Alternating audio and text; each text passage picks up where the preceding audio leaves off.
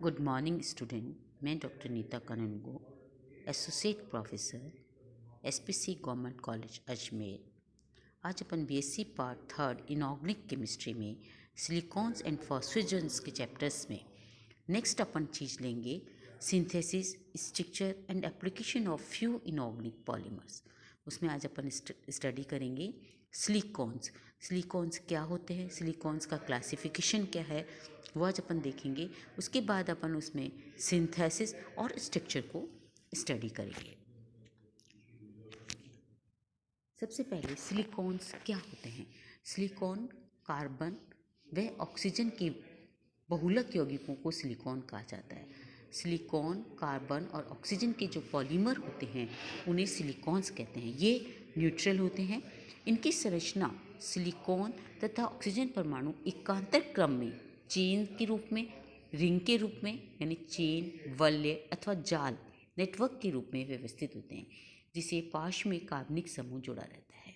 इसके आधार पर इसका क्लासिफिकेशन किया गया है और संरचना के आधार पर सिलिकॉन का वर्गीकरण निम्न 3 वर्गों में किया जाता है। सिलिकॉन खुली श्रृंखला युक्त, सिलिकॉन वलय युक्त और सिलिकॉन क्रॉस नेटवर्क।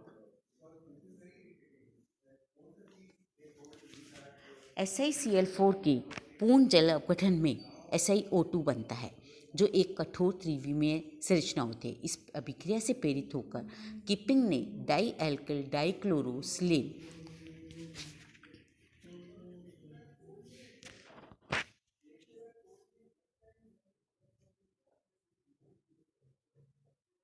डाइक्लोरो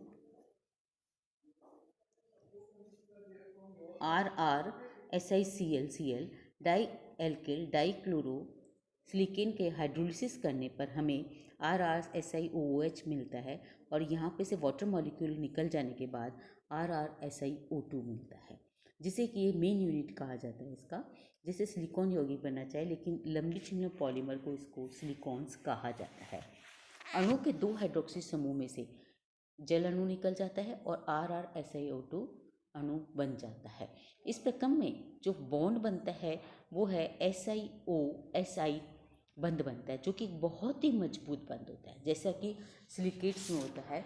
और SiO-Si बंधयुक्त यौगिकों को सिलिऑक्सेन कहते हैं, सिलॉक्सेन कहा जाता है, जिनमें कि ये बॉन्ड पाया जाता है। सिलिकॉन्स की एक बहुत बड़ी पहचान है SiO-Si बॉन्ड होना। इस प्रकार बने हुए 2 द्विलक, चूँकि अभी दोनों में 2 OH समूह विद्यमान है, तो ये डाइहाइड्रोक्सिसिलेन के अन्य अणुओं के साथ संघनित होकर ये प्रक्रिया चलती रहती है। और जैसे कि एक लीनियर पॉलीमर दिखाया है RrSiO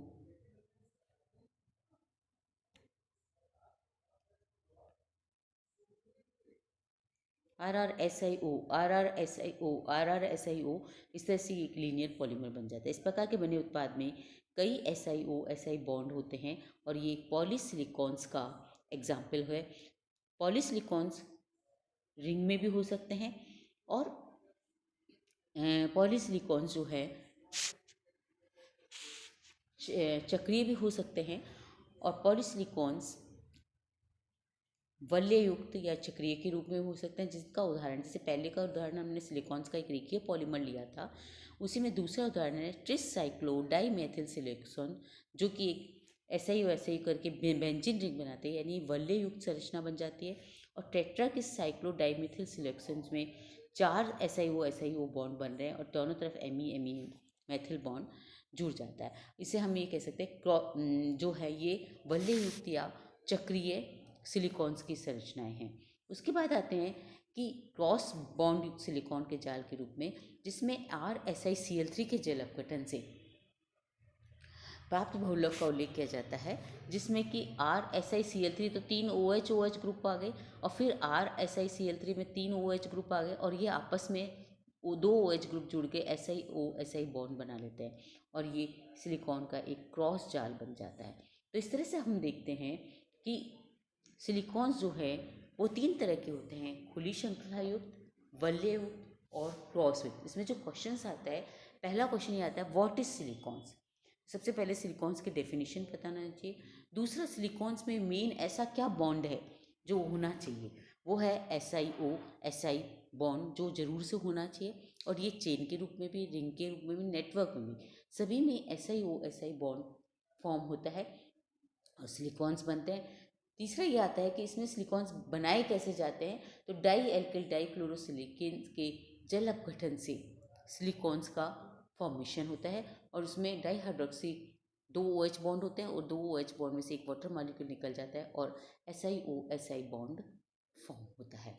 तो इस तरह से अपन नेक्स्ट में अपन लेंगे, क्योंकि आगे सिंथेसिस जो है थोड़ा ज़्यादा बड़ा है, तो उसको एक ही साथ लेंगे सिंथेसिस को और देन स्ट्रक्चर लेंगे।